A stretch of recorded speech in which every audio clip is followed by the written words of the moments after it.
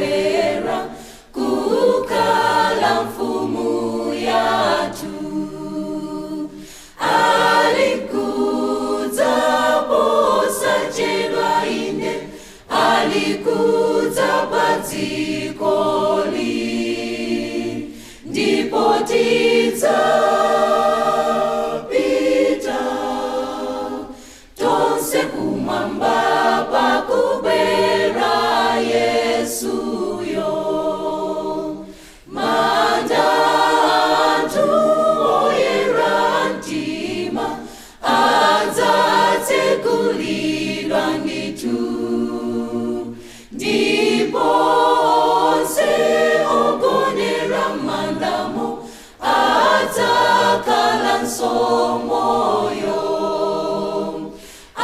Alikudza posachedwa inde, alikudza padzikoli, ndipo tidzapita tonse kumwamba pakubwera Yesuyo.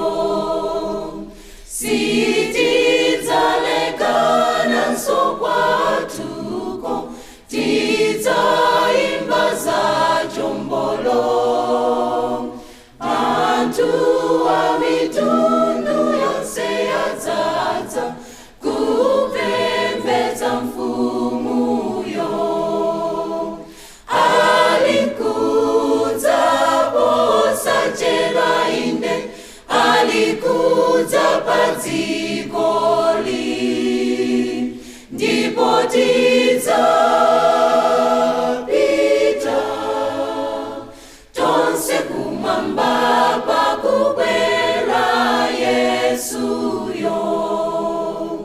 Tidzaimba haleluya amen, sangati kasamalira. Dikirani ndikupemphera nonse, tidzavala kolona. Alikudza posachedwa inde, alikudza padzikoli, ndipo tidzapita tonse kumwamba pakubwera Yesu.